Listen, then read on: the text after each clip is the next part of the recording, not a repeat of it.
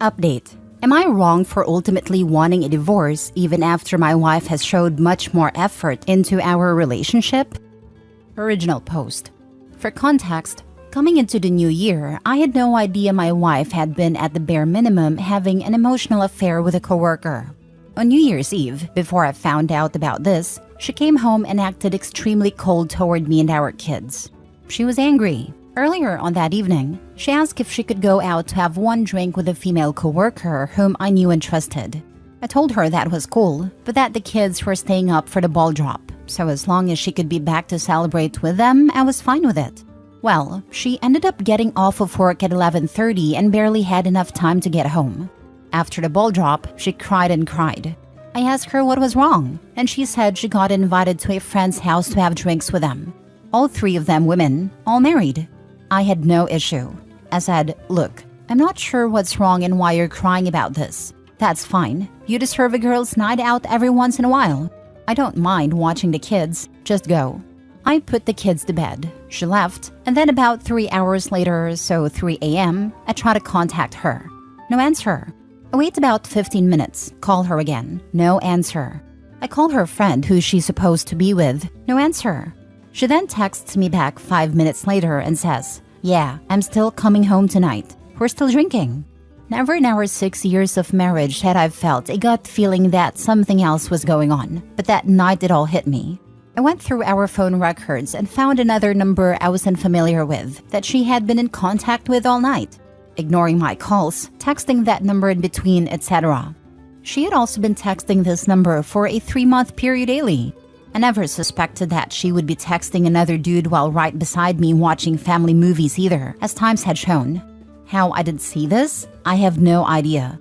Maybe she had this individual listed as mom in her phone? I don't know. I had never gotten this vibe or feeling our entire marriage. I was blindsided by it. Anyway, I confront her about it through text with a proof, like an idiot. She speeds home, deletes everything on her phone. No way of getting the backups restored. No way of ever knowing she did not meet up with this guy. Upon finding this out, I immediately told her I want a divorce. It was at this point she began getting violent with me, talking crap about everything I had been doing to keep us financially stable. The 18-hour workdays that kept a roof over our heads. She told me that I needed to leave, even though I pay rent and both our kids are asleep. I refused. We slept in separate rooms that night, and the next day she tried to act like nothing even happened, claiming that she remembered we'd fought but couldn't remember what it was about. So I show her the phone records, even though I'm positive she was just trying to pull some crap. She confesses who the individual was and says they flirted a lot but never met up. I told her if that was true, she'd have no issues restoring the text messages she deleted. At which point it was confirmed she deleted everything and deleted her last backup. She also saved a backup after they were deleted the night everything went downhill. Since then, she's tried hard to convince me they never did anything and never saw each other aside from work. I keep finding bits and pieces of things that don't make sense. Chunks of texts deleted from her friends' messages around that time. Pictures on her Google Drive from that night, where she was with who she said she was, deleted from her phone. For what reason? The most damning evidence I have is for a 2-hour period on New Year's Eve. They stopped texting each other, then randomly started texting again at around 3 a.m. when I started calling and got that feeling. My gut tells me she left her friend's place, went to his place and went back. Or she went straight to his place from our place, then went to her friend's when she found out I was calling them. There are even revealing pictures of herself she never sent me, also on her Google Drive taken on Snapchat. She's since given me all her attention. She initiates intimacy tenfold.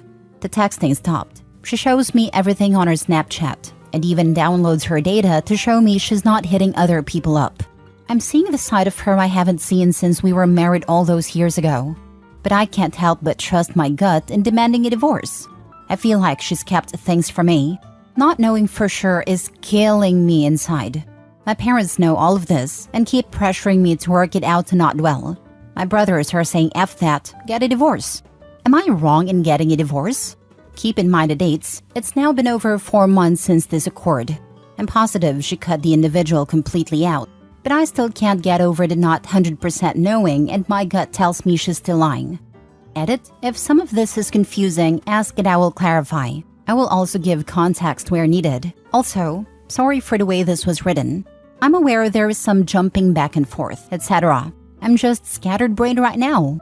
It's honestly getting to me more now than the night I found out. It just keeps building. I feel stupid.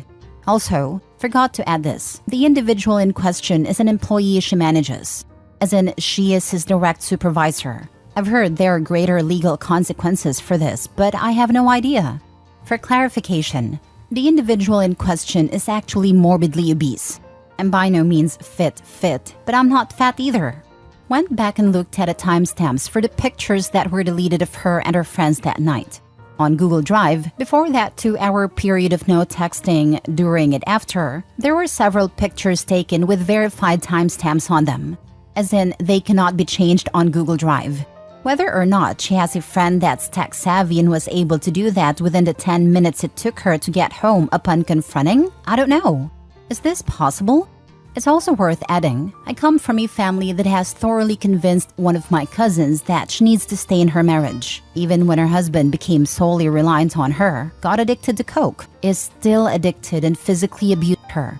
All because, by golly, no one in this family has ever gotten a divorce. So essentially, by doing so, I would get disowned by my parents, my sister, all my cousins, all my aunts and uncles, but would still have the support of my 2 brothers.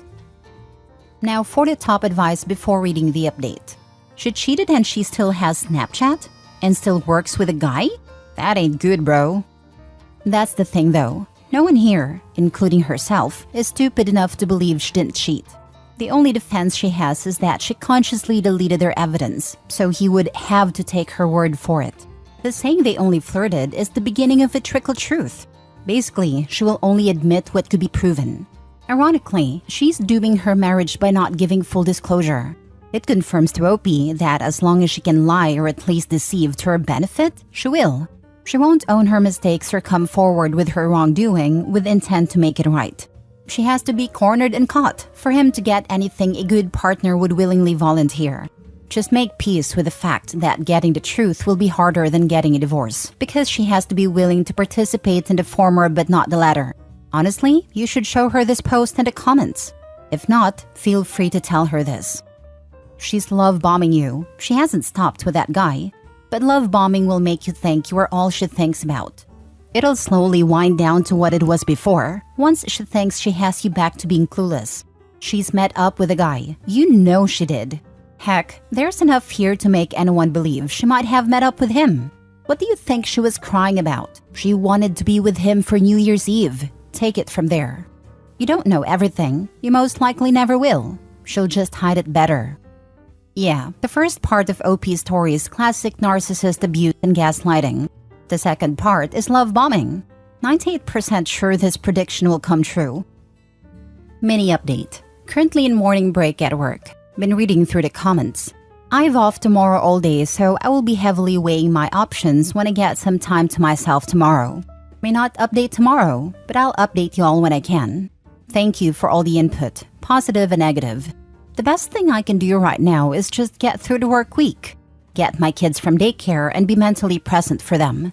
I've been ignoring her since last night, and she's been snapping and calling me all morning to see what's wrong. Now for the update. I sit here typing this out in my morning break while listening Tuesdays Gone by Leonard Skinner. After a long day of considering my options on Friday, I sat my wife down on Friday evening when she got off work and I had out the kids to bed. As soon as I brought up that my trust in her was completely gone, she immediately became argumentative and essentially stated, "I thought we had left this in the past. You never trusted me, did you?" I responded with, "Even if you didn't do anything physical or met up with him outside of work, you'll never let me see those text messages. You'll never pull that Snapchat data." She responded with, "You're right, marriage is based off trust. And if you don't trust me, then maybe we ought to call it quits." The irony in this is that I worked 18 to 19-hour days for the past few years, barely being able to do anything I wanted to do in my life because I was supporting our children, getting them to bed, cleaning the house all the time, doing all the cooking, barely even getting enough sleep. Probably took years off my life just from the stress. She on New Year's Eve said, F the kids, F you, and essentially went out to party with her friends, all the while ignoring calls from me and our daughter asking where she was, while also responding to her bare minimum emotional affair partner. Not getting into all the details so as to not repeat myself between this and the update. Long story short, in my state, we have to be separated for a year before a divorce can be finalized. But when I agreed with her that we should start separating and that I had already been in contact with a lawyer, she freaked the heck out on me. She begged me not to go through with it. But alas, next Friday I will be dropping her off at her parents' a few hours away. The kids will be staying with me for now, with the help of one of my brothers. I told her there was only one way I would put this off for now. That was pull the data, pull the texts, prove your case. She looked down at the ground one more time and told me that's a violation of her privacy. We haven't spoken since. For now, for my kids, I gotta keep on keeping on. She knows she can't show you the texts because they prove her affair and how far it went. By not showing you what was being said between them is all the information you need. It was so incriminating she couldn't bear to show you them. You did the right thing. She failed the marriage test and you need to move on and find someone that respects you. Sorry you're going through this. Good luck going forward. When he drops her off at the parents', he should definitely mention to the father-in-law that she can come back and they can out a stop to the process if she just hands over the messages. Edited to add, enough people don't get it, so I'll spell it out. It is a lie, a ruse, a bamboozle if you would. A psychological tactics to turn her parents and her family against her, because it is highly unlikely she would ever mention the texts in any context to her parents or family, as it plainly makes her look guilty. Even if the parents don't believe she cheated, they will become incredibly annoyed by her actions. Best case scenario, she turns over the texts confirming cheating and the divorce becomes crazy easy. Lol, violation of her privacy. Guess that's worse than violating your vows. She knows she cheated and did and said unforgivable things. She knows it would be a divorce. Better to be thought of like this, rather than remove all doubt about her cheating. Her response to the texts tells you all you need to know. She has a guilty conscience, and she darvoed you to make you the bad guy.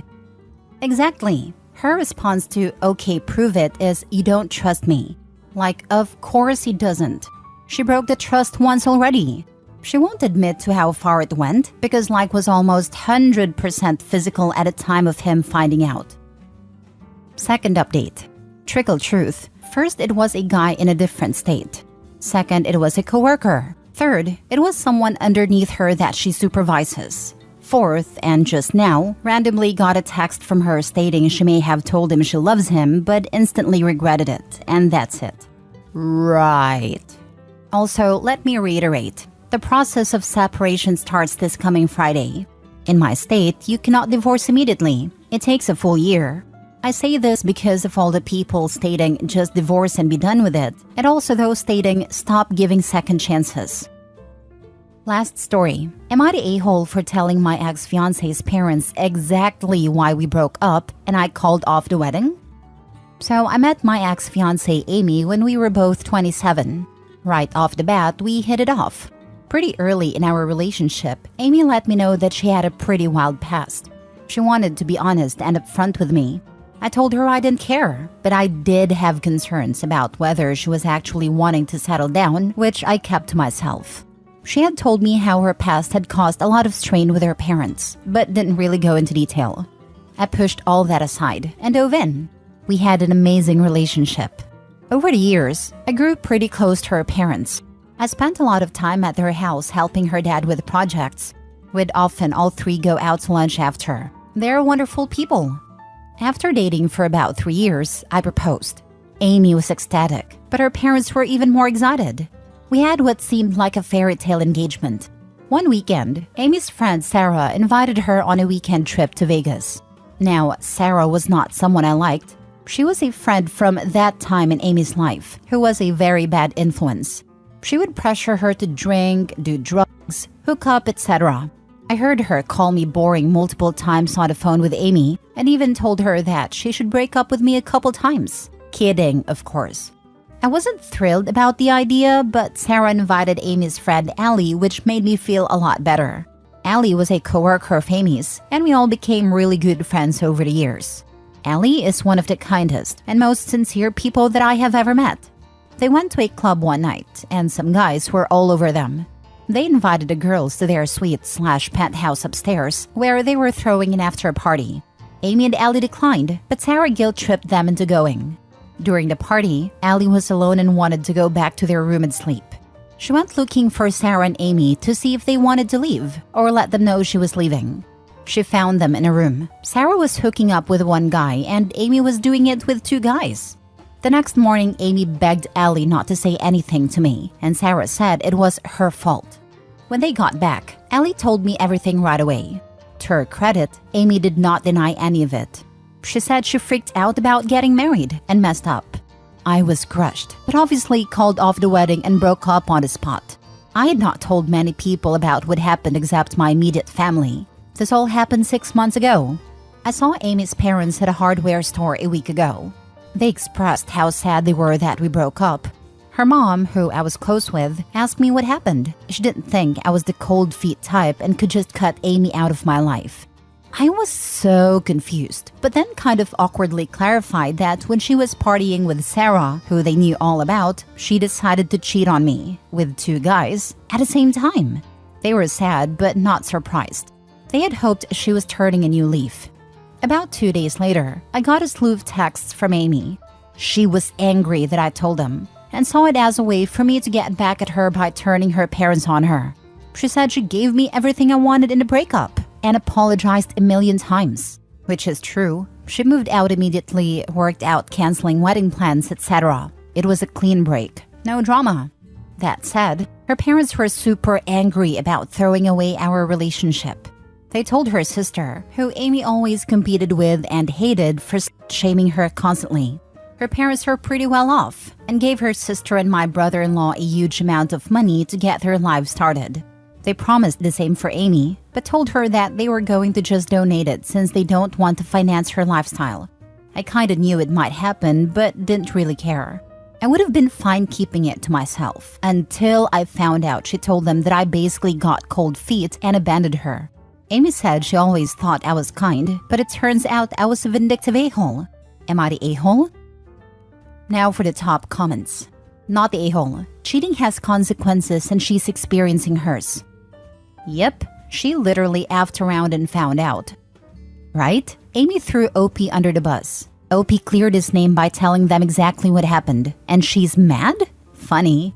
Not the a-hole. She's just mad that her money is going away. She played a stupid game with a loser who should have never been still in her life and won the prize of losing her future. Agreed. And she very well could end up misusing the funds. Shocked that a 29 to 30-year-old could be this easily influenced by her friends.